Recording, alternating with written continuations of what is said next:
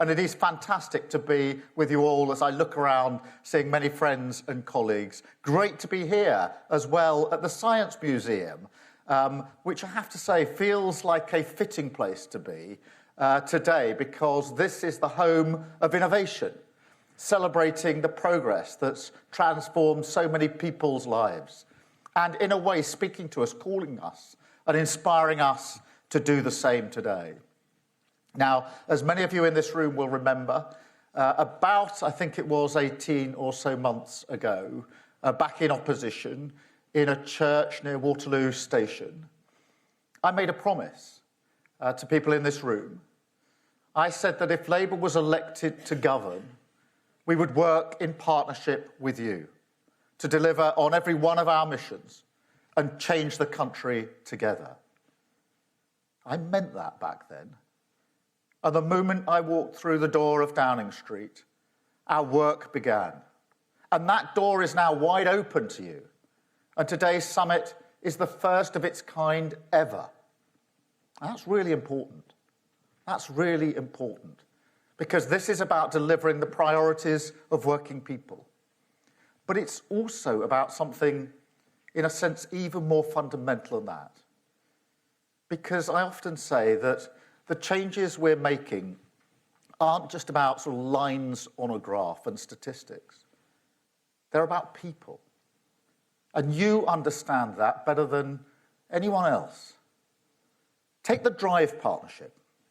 Now, this is a fantastic initiative led by a coalition of civil society organisations. Now, they've worked with the police to tackle the drivers of domestic abuse, a really serious issue, hard to deal with. And that is integral to the work that we're doing in government in our Safer Streets mission. So today, working together in the spirit of partnership, we're announcing £53 million of investment to roll out the Drive project nationally right across England and Wales, delivering together in partnership, taking up the initiative that you've brought to us and recognising your power to reach into places that governments can't, combined with the ability of the government to deliver nationally. Now, for me, that's a blueprint of a brand new way of working. And today we take one further step with our Civil Society Covenant.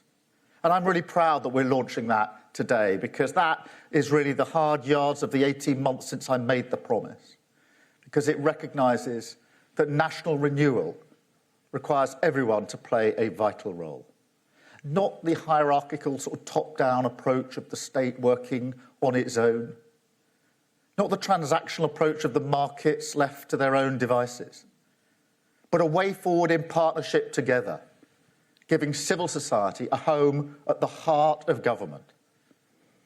So we're not going to shut charities out and then expect you to pick up the bits. That's what the Tories did for year after year after year.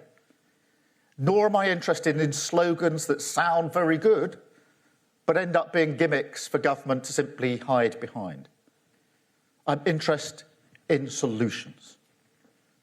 So we're working with businesses, social enterprises, private investors, and with the Chancellor's announcement just earlier this week, which you'll have seen, the largest social outcomes fund in the world to give struggling families a better start, backed by £500 million in government funding, with plans to match this with up to £500 million more, from local governments, from social investors, philanthropists, transforming hundreds of thousands of lives together. That is about genuine partnership, putting your fingerprints on everything that we do. Take our 10-year plan for the NHS, which we announced earlier this month. It's a really important initiative. We look back proudly at the NHS. It's been around for 77 years, but we also need to make sure that in decades to come, people look back and recognise the NHS was rebuilt and fit for the future. And in that 10-year plan, we consulted experts, charities and the public. So every person, no matter who they were or where they're from, can get the treatment that they deserve. Look at the incredible work of charities already. day in, day out, on the front line, delivering real change where it's needed most. So I'm proud to announce an exciting new partnership between government and civil society today. Diagnosis Connect. Now, this will transform the way we work together. Now, this is a new programme linking newly diagnosed patients directly to expert charities, helping them navigate which charities they can get to, which support they want, a different journey for each of them. Very hard to make that journey at the moment. And that's life-changing for people, looking for information and support, often at a really difficult time. Now, that's putting your expertise directly in people's pockets with the NHS app.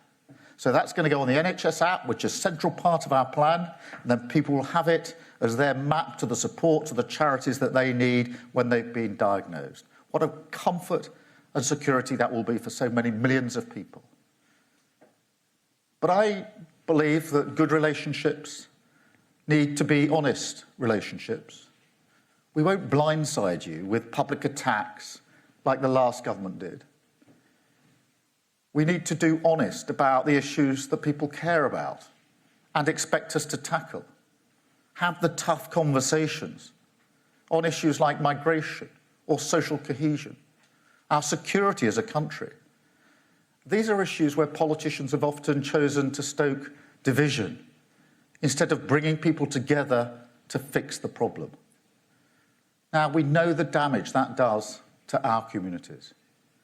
So when it comes to issues like immigration, we are working differently, strengthening our border security and tackling fraud, working with 72 local organisations as we transition people to a digital immigration status to make sure vulnerable communities aren't shut out of that transition, and working with community groups to train young people in the skills that we need, to reduce our dependence on overseas recruitment.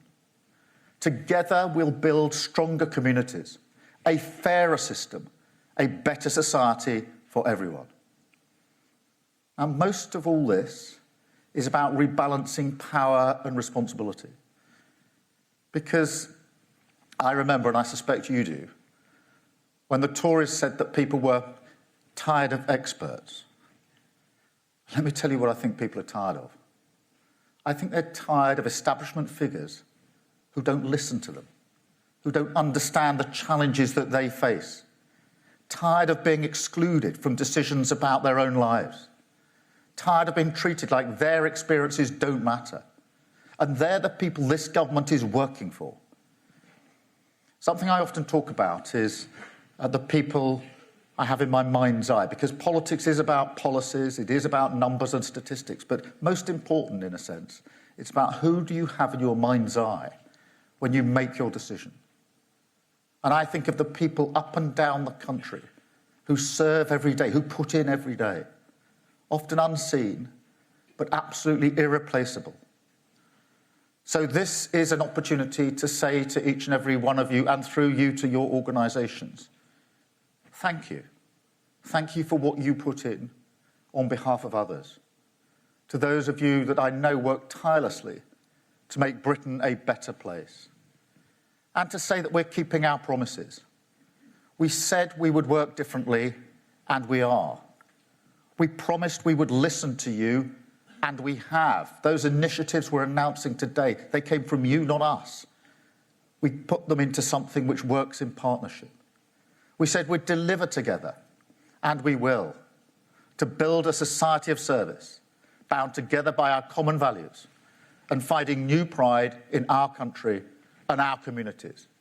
Thank you so much for being here. Thank you for everything you're doing. Have a wonderful day.